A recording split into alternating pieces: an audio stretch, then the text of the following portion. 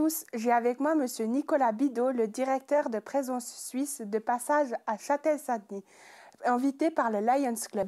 Bonjour Monsieur Bidot, comment allez-vous? Très bien, merci de m'inviter. Avec plaisir. Alors pour commencer, j'aimerais bien vous poser une question par rapport à votre conférence. Donc vous nous aviez montré une carte avec ce qui était bien vu en Suisse, ou alors ce qui était plutôt mal vu, ou alors ce qui était un petit peu bien vu d'un moment, un petit peu moins bien. Et il y avait les banques. Et vous avez dit que maintenant, donc là c'est rouge, mais vous aviez dit que ça descendait, ça allait plus vers le vert. Mais en fait, je me demandais comment ça se fait, parce que là, il y a beaucoup de scandales avec Crédit Suisse ou tout ça. Pourquoi est-ce que ça descend? Alors, ça descend parce que le Conseil fédéral et le Parlement ont décidé, si tu veux, pour faire simple, d'arrêter le secret bancaire. C'est-à-dire les banques ne peuvent plus se cacher derrière le secret bancaire pour dire ce qu'elles ont. Parce qu'en fait, la plupart du temps, on a des problèmes parce que certains pays à l'étranger pensent que des étrangers cachent de l'argent chez nous, pensent, hein, c'est pas vrai peut-être, et qui ne payent pas d'impôts. Donc avant, on se disait, oh, mais on ne sait pas, nous, secret bancaire. Et donc le Conseil fédéral, en 2014, a décidé, non, ça, c'est plus possible.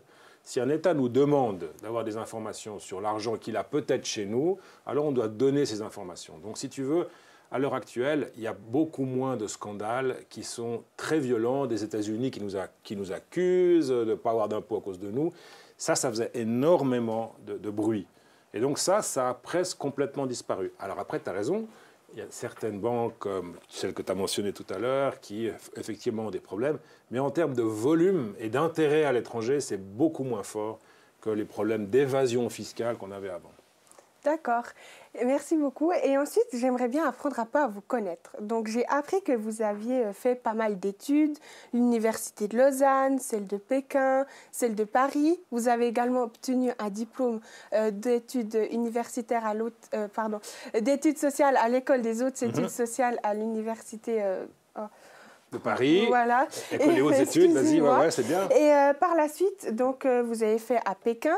Alors, je me demandais, qu'est-ce que ça vous a amené d'avoir été dans autant d'établissements? Alors, merci pour la question. C'est une bonne question. Tout d'abord, étudier à l'étranger, au-delà même de ce que tu étudies, pour moi, c'était la sociologie et les sciences politiques, eh ben, ça t'apprend à connaître les autres. Ça t'apprend à voir comment les étudiants d'autres pays fonctionnent, comment est-ce qu'un pays fonctionne. Et ça m'a apporté une connaissance du monde et une connaissance parfois de la difficulté ou des défis, si tu veux, de faire ce qu'on appelle la communication interculturelle.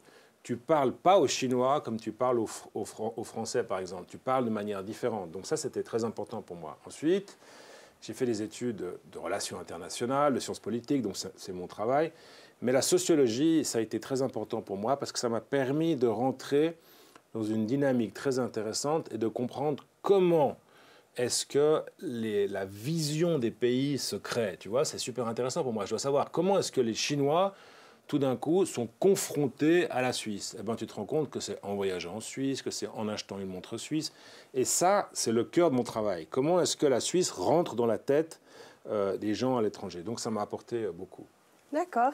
Et puis, pour continuer sur votre carrière, vous avez travaillé au service diplomatique en 1999. Puis après, vous aviez gravi pas mal d'échelons, comme en 2003, vous êtes devenu le conseiller diplomatique du président de la Confédération, Pascal Couchepin, et bien plus encore. Alors, est-ce qu'on peut dire que cette ascension, c'est du talent? Alors, merci beaucoup. Alors, en tout cas, quand même, c'est probablement de talent. C'est aussi beaucoup de chance, tu sais, parce que il y a beaucoup de gens qui ont le même talent que moi et qui n'ont pas tout d'un coup la possibilité de se retrouver auprès de Pascal Couchepin. Et j'aimerais dire aussi que tu as mentionné mes études comme une origine de ce qui m'a permis d'être là aujourd'hui, mais aussi mes parents. Et ça, c'est extrêmement important. Mon père est comédien, ma mère est metteuse en scène. Et au fond, cette importance du jeu, de prendre des risques, de parler, de communiquer, ça me vient beaucoup aussi de mon milieu familial. Donc le talent, peut-être, mais en tout cas, ça vient toujours de quelque part. Mes parents m'ont transmis quelque chose, une partie de ce que je pense être mon talent, et aussi la chance, parfois, de rencontrer la bonne personne au bon moment. Donc vous vous estimez chanceux d'avoir des parents avec un parcours de vie un petit peu atypique? Atypique, parce que tu sais, dans ce pays, souvent, on a un peu peur du risque, c'est-à-dire se planter, ça va pas, etc. Or, au fond, c'est quand on se plante et on recommence, c'est quand on rebondit qu'on est fort. Et dans le milieu artistique, la prise de risque, se planter, c'est naturel. Donc ça m'aide beaucoup aujourd'hui, de ne pas avoir peur de prendre des risques. Ok, et puis donc vous occupez le poste de directeur de Présence Suisse depuis plus de 10 ans. Donc ça fait pas mal de temps. Qu'est-ce qui fait que vous y restez autant de temps? Parce que, quels sont les éléments qui rendent votre vie si palpitante? Alors, tout d'abord, je suis amoureux de mon pays. Hein, et ça, c'est important. Je suis amoureux de tout ce qui fait ce pays. Dans le canton de Fribourg, en Veuvez, je suis amoureux de ces artisans, du fait que tu fais un apprentissage et que tu es fier de faire un apprentissage. Par exemple, si tu veux la formation duale, la force de l'apprentissage, cette possibilité de travailler dans les entreprises, dans les écoles, tout ça, c'est des choses que j'adore, moi. Et au fond, ça me motive pour le présenter à l'étranger. Donc, il y a un moteur, si tu veux, dans mon travail, je fais quelque chose qui est naturel chez moi. Et quand tu as une passion naturelle et que c'est ton travail, franchement, tu as envie d'y rester, quoi. Donc voilà, pourquoi je ne suis toujours pas parti après 10 ans. Et vous comptez y rester encore longtemps? Ouais, on me pose souvent cette question. En tout cas, pour l'instant, j'ai une grosse motivation. Après, c'est vrai que pour faire ce travail, tu dois avoir beaucoup de contacts. Tu as peut-être vu dans la salle, je connaissais une bonne partie des politiques qui étaient là. Je connais la plupart des gros producteurs de gruyère dans la région. Je connais bien le Montreux Jazz qui est en bas de chez vous. Je connais Mathieu Jaton qui vient de la Veuvez, comme vous savez. Donc, c'est aussi une position dans laquelle tu dois avoir des contacts. Donc, effectivement, c'est pas facile de partir. Et je pense que si je pars, ça serait très difficile d'avoir la même dynamique derrière. Alors, on n'est jamais indispensable. Il ne faut pas se reposer sur ses lauriers. Mais Claude Nobs de Montreux Jazz a duré je ne sais pas combien de temps, hein, jusqu'à la fin d'ailleurs. Non, mais je ne vais pas pousser jusque-là. Mais... Et puis justement, donc vous dites indispensable. Et j'ai une question par rapport à ça. Est-ce que si Présence Suisse devrait arrêter, est-ce qu'on se rendrait compte que vous arrêtez? Est-ce que vous êtes vraiment indispensable? Ouais, c'est une super question. Alors, c'est extrêmement prétentieux de dire qu'on est indispensable. Alors, sortons de ma personne d'abord et parlons de Présence Suisse. Et je pense que j'ai toujours considéré que Présence Suisse devait exister parce qu'elle était utile aux autres. Et aujourd'hui, je pense qu'on est considéré comme utile à des gens qui ont besoin de davantage communiquer. Je te donne un exemple, par exemple, dans le domaine des écoles. Dans le domaine des écoles, dans les écoles polytechniques, on a, dans nos hautes écoles, dans nos universités, on a vraiment des talents, on a des projets qui méritent une visibilité à l'étranger. Et souvent, ils n'ont pas le temps, ou ce n'est pas des professionnels de la communication comme vous dans ce studio.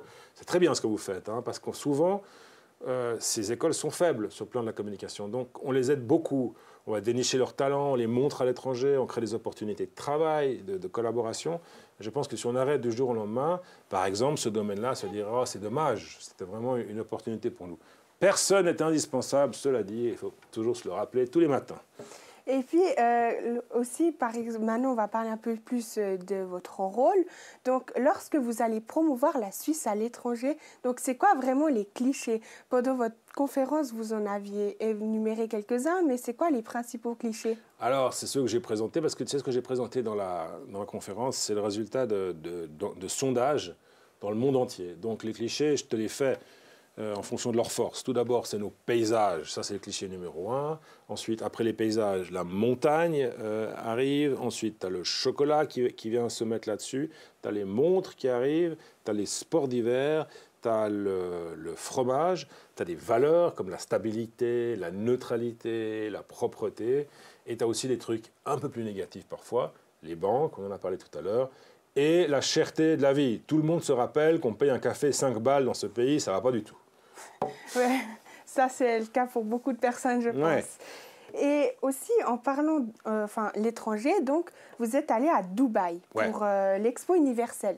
Mais alors là-bas, vraiment, les gens, ils voient comment la Suisse? Plutôt positivement ou peut-être un peu mal? Non, ils la voient très positivement. Ceux qui voient la Suisse parfois un peu mal, et heureusement, parce qu'on n'est pas parfait, il faut s'améliorer tous les jours. La plupart du temps, c'est les pays voisins qui nous connaissent très bien. Les Allemands, les Français, les Italiens nous aiment, bien sûr, mais ils ont des points un peu plus critiques. Plus tu t'éloignes de la Suisse, c'est comme le cas à Dubaï, hein, on est à quelques milliers de kilomètres, les clichés dont on parlait tout à l'heure sont extrêmement forts, et donc on est positif par rapport à la Suisse. Ce qui, dans mon travail, n'est pas toujours une chance, parce que les clichés dont je te parlais tout à l'heure, il n'y a pas la technologie, il n'y a pas l'innovation, etc., etc. Donc j'essaye aussi d'essayer de diversifier la bonne image qu'on a déjà de la Suisse. Et puis par rapport aux pays limitrophes, vous faites comment donc, pour présenter notre pays à des représentants puis à des populations donc, qui savent déjà ce qu'est la Suisse? Alors, comme je t'ai dit, j'essaye de montrer autre chose. Dans ma présentation, tu étais parti pour préparer l'émission, je présentais les nouveaux ambassadeurs de la Suisse. Et je présentais un robot qui fait de la fondue moitié-moitié et qui arrive aussi à racler une raclette. Et donc, ce robot, je l'appelle le nouvel ambassadeur de la Suisse parce qu'il s'inscrit dans les clichés, la fondue moitié-moitié et puis la raclette, mais d'un autre côté, c'est un robot avec de l'intelligence artificielle, avec un software développé par un étudiant suisse, donc ce qu'on n'attend pas du tout de la Suisse. Donc je vais à Paris et je leur dis, les gars, venez manger une fondue à l'ambassade de Suisse, un robot va faire la fondue. Et ça, c'est une manière, si tu veux, d'élargir la perception du pays. Donc, si je comprends bien, on s'adapte à chaque pays, si c'est plus près ou plus loin. Cela dit, le coup du robot, tu peux le faire partout. Hein. Mais effectivement, on s'adapte, oui. Parce que, par exemple, Dubaï, si on revient à Dubaï, le pavillon suisse de Dubaï, il était hyper bling-bling. Normalement, le bling-bling, je ne le ferais pas en France ou en Allemagne. Je serais un peu plus protestant, tu vois. C'est en Beauvais, ça le fait, non, il y a un peu de protestants. Donc voilà. Et donc, à Dubaï, on a joué les codes de Dubaï. On a fait un truc super Instagram, un ego trip, etc. Donc on s'adapte en partie. Après, les contenus restent les contenus. La forme change un peu. D'accord. Et donc aussi, donc, par rapport à cette expo universelle, c'était un moment fort cette année. Mais il y a également les Jeux olympiques de Pékin. Donc, il y a la House of Switzerland. Donc, ça, c'est quelque chose qui est une plateforme, tout simplement, qui est mise sur pied pour renforcer l'image de la Suisse à l'étranger. Elle a malheureusement été annulée. Mais alors, est-ce que l'image de la Suisse, elle a été un peu mise de côté sans cette plateforme? Alors, je pense que si on était les seuls à pas avoir été présents, alors on aurait eu un problème. Or, tu vois, durant les Jeux Olympiques, toutes les grandes nations olympiques ont leur maison. Bien sûr, moins bien que la nôtre, mais tout de même. Et donc, on a tous pris la même décision. À cause du Covid, on ne pouvait pas voyager, on ne pouvait pas travailler. Donc, non, ça n'a pas eu un impact particulier. Ok, et maintenant on va Par contre, on a perdu, évidemment, un potentiel, un manque à gagner, comme on dit. Oui, c'est clair. Et ensuite, passons à un autre sujet, celui qui est incontournable et qui est un peu malheureux. Donc, quel est votre ressenti et votre rôle par rapport à la crise de l'Ukraine? Alors, mon ressenti, tout d'abord, c'est beaucoup de tristesse. Beaucoup de tristesse par rapport au drame, par rapport à la violence, par rapport à un monde qui sort de la paix. C'est beaucoup de tristesse. Moi, je suis moi-même né, si tu veux, ma mère, elle est tchèque, donc je suis né à Prague, je suis né à l'étranger, je suis né en pleine guerre froide. C'est ce moment où il y avait un bloc soviétique et puis un bloc occidental. Et je suis né dans un moment de tristesse, où l'Europe était séparée en deux. Puis ensuite, il y a le monde que tu as connu toi, une Europe ouverte, beaucoup plus large, qui pensait être en paix. Aujourd'hui, elle n'est plus en paix. Et je pense que ça va nous diviser, susciter des incompréhensions sur l'Est, d'une manière générale. Et ça, c'est vraiment extrêmement triste. Après, tu vois, parfois, je me dis, parce qu'il faut toujours s'intéresser à l'histoire, je pense que ma génération a vécu un moment de paix en Europe. Mais si tu prends toute l'histoire, c'est plutôt malheureusement une succession de guerres et de tensions en Europe. Et on pensait que cette histoire allait disparaître, et non, elle se reproduit. Donc beaucoup de tristesse et de fatalité un peu aussi. D'accord. Et aussi, en rapport avec ce conflit, on parle de la neutralité. Ça fait pas mal débat sur le fait que peut-être notre mythique neutralité, elle est peut-être plus si présente, elle est peut-être mise en danger. Alors, est-ce qu'elle est réellement mise en danger ou de côté? Alors, ce qui est intéressant, c'est que la neutralité, on a la perception de la neutralité à l'étranger, et parfois en Suisse aussi, c'est que la Suisse est totalement neutre. C'est comme si on a l'impression que c'est possible d'être dans une bulle. Or, la neutralité, c'est certes une bulle, mais c'est surtout une bulle par rapport au conflit militaire. Tu vois, cette bulle, c'est-à-dire la Suisse se met dans une bulle, elle veut rien savoir d'un conflit militaire. Ça, cette neutralité-là, elle ne bouge pas.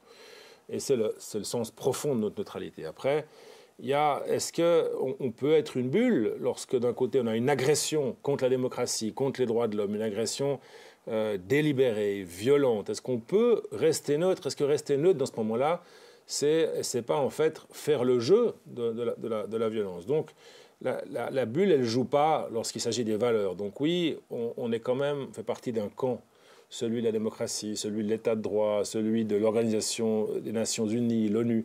Et donc on a participé aux sanctions économiques parce qu'on appartient à un camp en dehors du d'une dimension militaire. Donc, cette neutralité-là, elle a toujours été comme ça, mais elle est redéfinie avec plus de précision maintenant.